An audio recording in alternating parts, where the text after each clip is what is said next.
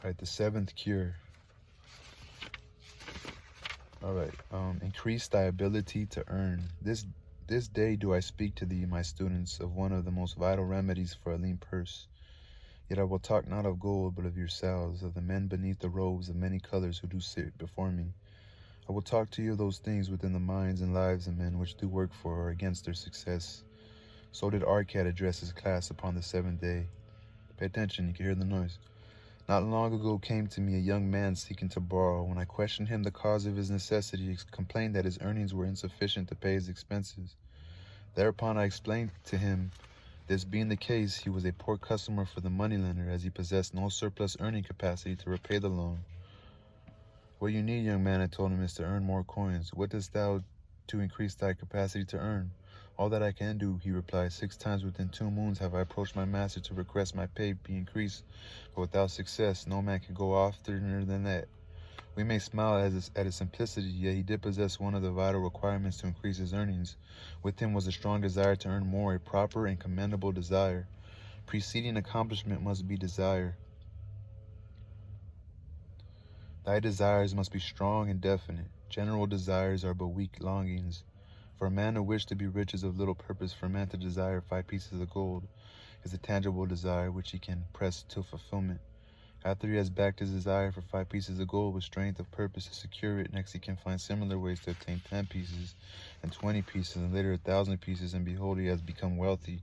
In learning to secure his one definite small desire, he hath trained himself to secure a larger one. This is the process by which wealth is accumulated, first in small sums, then in larger ones, as a man learns and becomes more capable.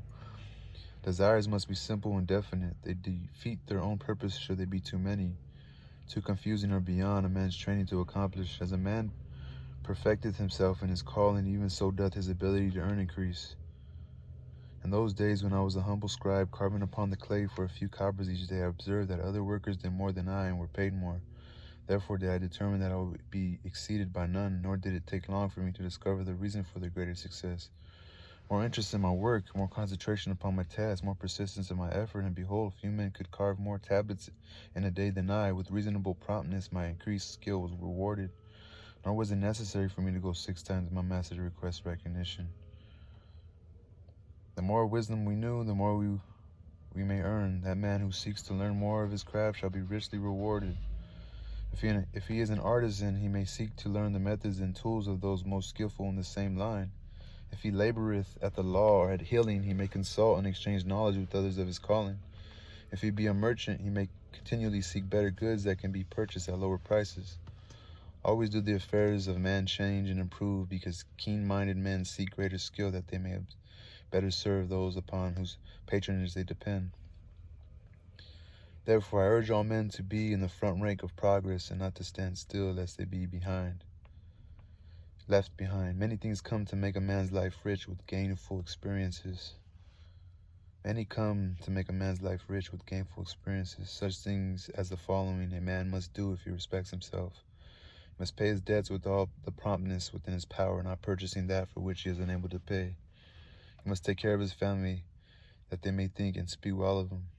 He must make a will of record that in case the gods call him, proper and honorable division of his property be accomplished. He must have compassion upon those who are injured and smitten by misfortune and aid them within reasonable limits. He must do deeds of thoughtfulness to those dear to him. Thus the 7th and the last remedy for a lean purse is to cultivate thy own powers, to study and become wiser, to become more skillful, to so act as to respect thyself. Therefore shalt thou acquire confidence in thyself to achieve thy careful considered desires. These then are the 7 cures for a lean purse, which out of the experience of a long and successful life I do urge for all men who desire wealth. There was more gold in Babylon, my students, than thou dreamest of. There is abundance for all. Go thou forth and practice these truths, that thou mayest prosper and grow wealthy, as if it is thy right. Go thou forth and teach these truths, that every honorable subject of his majesty may also share liberally in the ample wealth of our beloved city.